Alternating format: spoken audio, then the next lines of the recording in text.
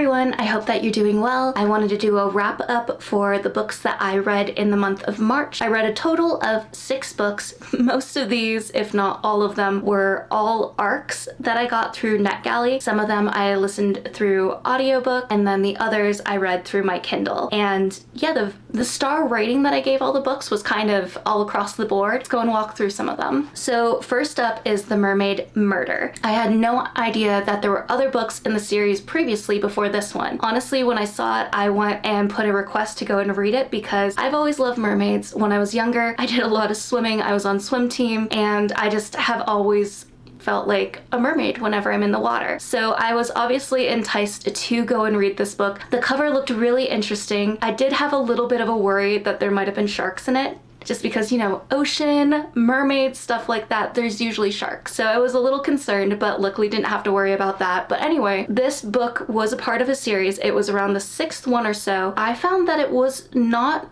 necessarily a bad thing that I hadn't read the other books in the series. The way that this author went and wrote, she included little tidbits from the previous books before this one, so there was a way that the reader could either remember what they'd read in the past books, or if they'd never read it before, they'd have a better idea and understanding of what had happened previously in the series. So with this one, Rachel DeLuca is this author who ends up going and pairing up with her fiance to usually solve crimes. However, you don't focus on them as much as you do her niece, Misty. Misty is a professional mermaid who's going to college, and she kind of works at this club area, which at first I was like, okay, what kind of club is this? Is this, you know, risque? Is this more classy? And it seemed to kind of go on the end where it was like a little bit more classy in a way. But anyway, niece Misty works at this place where she's a professional mermaid. However, there was a professional mermaid, Eva Quaid, who worked at this place before Misty years ago. It basically turned into a cold case where she disappeared. No one knew what happened. Was she murdered? Was she taken? No one could ever figure out what had happened. So Misty and her roommate Zig end up going and starting this podcast.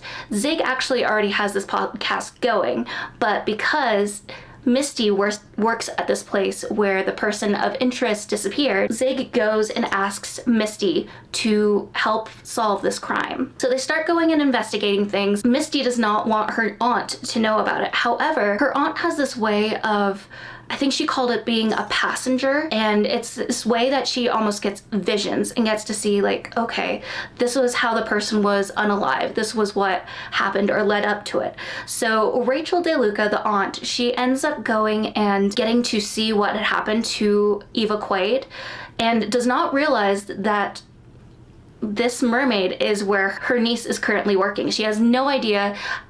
Pretty much the entire family has no idea that Misty is a professional mermaid. So Rachel's trying to go and figure out this while Misty's also trying to work on solving what happened to Eva Quaid. At the same time, Rachel DeLuca, the aunt, is trying to get ready for her wedding, but she had a vision where her nieces apparently were unalived in the water, but they were in a mermaid outfit. So there's just like these little snippets where it's like the family members are both solving the same case, but they actually don't find out until the end that they're working on solving the same mystery. I really enjoyed this book.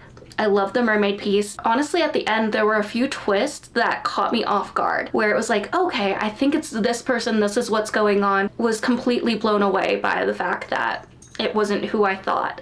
So like I said, I really enjoyed this book. It was a part of a series, but please do not let that deter you from reading any of the books, especially this one, because there are little reminders and little notes that do help new readers know what had happened previously in the books and get a better understanding of the characters. I probably will go and read the other books previously in the series because I did enjoy this one so much. But yeah, like I said, this one was a 4-star read for me. All right, the next one is The One That Got Away with Murder by Trish Lundy. I rated this one around 4.25 stars, and I actually did listen to this one as an audiobook. I really enjoyed listening to audiobooks recently. Back when I used to work in the office, it was something that some of my coworkers and I would do. I kind of stopped doing that once we worked remotely, but I'm finding that I'm really enjoying it again, especially after Spotify kind of gave a little bit of a teaser where it's like, oh hey, you can listen to this much of a book, but if you want to listen to more, you need to buy more credits. So I hadn't exactly realized that, so after that little teaser, I was like, okay, I actually might like audiobooks, so I'm gonna start listening to more of them. So in this one, you end up going and seeing things from Lauren O'Brien's view, and she ends up moving to this new school because of something that happened in her hometown that she's running away from and wants to have a fresh new start. However, there's these two brothers, Robbie and Trevor Cressmont. Robbie is the one that Lauren ends up kind of having a little bit of a hookup relationship with, and she doesn't realize until she's at her sports practice there's actually some things about Robbie that she should know, and maybe she shouldn't exactly go and spend time with him. It turns out that Robbie and his brother are both accused of the murders of their girlfriends. Robbie and his girlfriend were at one of their cabins. The next morning, his girlfriend was found unalived in the water. She apparently had drowned, but was a very good swimmer. Investigations happened, and there was nothing that could point to Robbie as being the one that did this. But everyone still in the town is a little bit concerned, and they all point their fingers at Robbie. The younger brother also has a situation where his girlfriend had a drug overdose at a party. Apparently the boyfriend was nowhere to be found, and so people are also pointing fingers at him. Lauren isn't exactly sure who to believe or what to do, but she finds herself going out to this same cabin, trying to investigate and piece things together, but also keep things a secret from her team, so they don't know what she's up to. And with this story, the audio was really great. Like, the narrator was really great at getting you invested into the story and wanting to continue through each and every chapter. The end of the book had a great way of going and wrapping things up that I very much enjoyed. The next one is Darling Girls by Sally Hepworth. I actually rated this one 5 stars. I listened to it through audiobook as well. I've never read a book by Sally Hepworth before, but after reading this book, I definitely want to go and read some of her others. This book was so good. And I don't know if it was because of the narrator as well. The narrator was an amazing choice, and she had this beautiful accent. So automatically it was very easy to just get lost in the story. In Darling Girls, you get to go and follow Jessica, Nora with an H, and Alicia. Each one of these kids has something unfortunate happen to their family members that leaves them going into the foster system. They end up eventually going to Mrs. Fairchild's house, and although it might seem like a fairy tale at first, this house and Miss Fairchild don't entirely seem to be exactly what they promise. And all 3 of these girls end up going and creating this kind of sisterly bond that helps them deal with a lot of the things that they experience with Miss Fairchild. Over the years, you end up going and seeing that that bond is still there and that sisterhood is still very much in place. With this story, you get to go in between each of the girls' point of view. It goes from past to future. Normally for myself, I'm not a huge fan of multiple point of views in stories, but the way that this one went really helped, so you get a better understanding, and I personally was able to go and connect with each of the girls in a different way and fully understand all the trauma that had happened with them. I will also go and say that, speaking of trauma, please go and check trigger warnings before reading this book, especially if, you know, there's certain things from what I've told you that kind of point a red flag for yourself. Although I do recommend this book to check your trigger warnings. In this story, once it points to the future portion, all these girls are living their own lives, but they are still very much connected. However, they do get brought back to the very house that they grew up in when it turns out that a body was found underneath the house in the basement. All fingers are being pointed around. Was it one of the girls? Was it Miss Fairchild? Who exactly did it? So while you're going and seeing all the different points of views, you're getting these little snippets on, okay, did something happen that one of the girls did? Was it Miss Fairchild? Was it another foster child that we don't know about? So I very much like this story, and there were a lot of surprises throughout it, so very much recommend. Next, I have Savage Ridge, which is by Morgan Green. I rated this one a 3 stars. I read it through my Kindle, and this is probably the reason why I was struggling so much to finish books or even get invested in books once I got to this one. It was so painfully difficult for me to read through. I don't know if it was because of the multiple point of views, I think there was at least 5 different perspectives that you bounce between throughout the story, which already makes it really difficult because how are you expected to go and create a bond, really get to know or understand any of the characters? So Savage Ridge is this small town which is basically ruled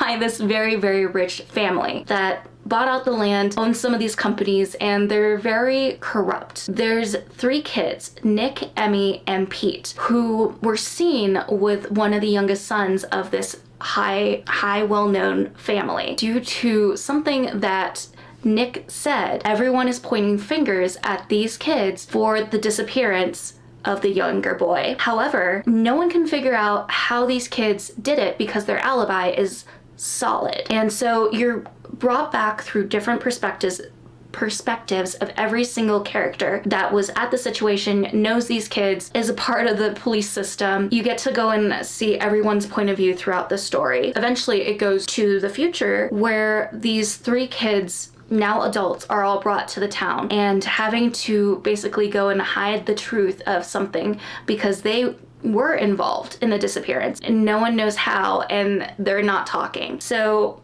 as confusing as that sounds, I was very confused. I had a hard time reading it. I had to force myself to read at least 60% of the book, and I struggled through it every part of the way. It wasn't until probably around the 70% part of the book that things finally started flowing more, things started getting interesting, and I might have partially enjoyed reading the book. Personally, before that portion of the book, I would have rated it around a 2.5. The only reason it gets a 3-star rating is because I did not see what happened at the end. I had some things figured out, certain things caught me off guard, and there was a really great way that everything was tied in at the end. So because of that, because there was a resolution, there weren't any cliffhangers, any dangling strings where you're wondering, okay, well, what about this? What about this? It's a 3-star read, but I don't really know if I would highly recommend it. The next one is Maya's Laws of Love.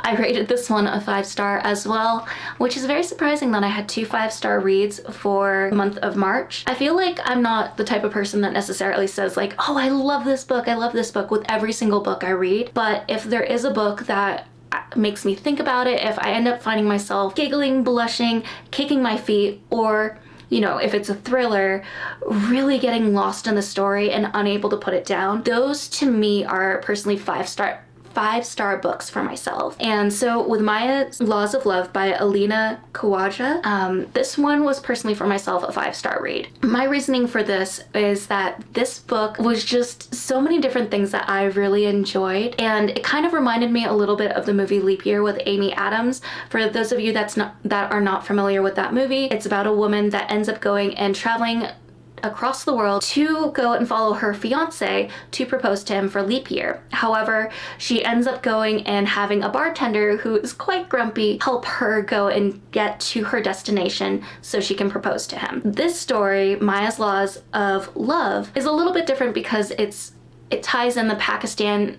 and Muslim culture. Maya is in an arranged marriage and she is traveling to Pakistan for her wedding, and all of her family is there. They're all waiting for her, and she's one of the last people traveling there. She isn't entirely sure if this marriage is something she wants to do. She knows who her fiance is. They went to college together, but she's not quite sure if she's in love with him and is wondering if the love will kind of come into fruition after some time has passed. So she's currently dealing with these emotions that she's unsure how to process. At the same time, she feels like she's always had this bad luck curse, and unfortunately that seems to hit her while she's traveling. She finds that her travel companion is kind of a grumpy guy that is also going to Pakistan and doesn't really believe in love. And unfortunately, because with all the issues that they have during their travels, it turns out that they end up having to travel with each other all the way to Pakistan. This story was very cute. It had the forced proximity trope It also had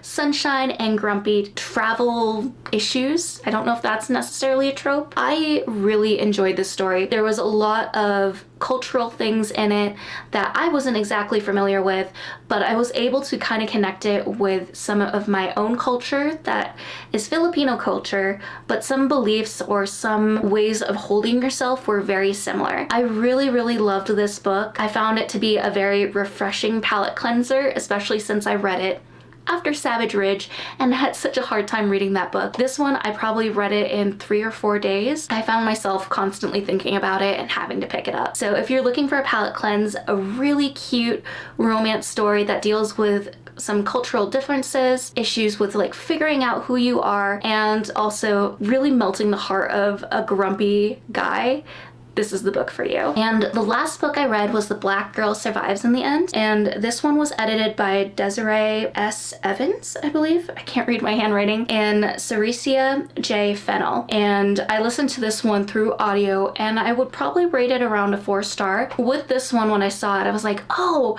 I love horror. The cover looks really amazing. I had no idea, and I think this is part of my own fault. I get a little bit excited. The type of person that does judge a book based off of the cover. I didn't entirely notice that this was a book that was full of short stories written by Black authors, focusing solely on Black women actually living throughout the horror story instead of getting offed at some point, especially in the beginning. I thought it was just one whole story. So once I started it, I was a little bit worried how I would get invested or if I'd be able to get invested. Normally short stories for me are not something I would pick up by choice. I really prefer something that's a full story. That way you can get interested in the characters and you're not having to jump around and create new connections with the characters in the story. Needless to say, this one was very good. I loved all the different narrators and the different stories. My one thing would be that some stories I got a little bit more invested in than others, and I just wanted to know more about some of the stories and what happened. But suddenly, you know, the ending hit and I was getting transported into the next world. I really did love this though, that as the title says, the black girl lives in the end. The black girl survives in this one.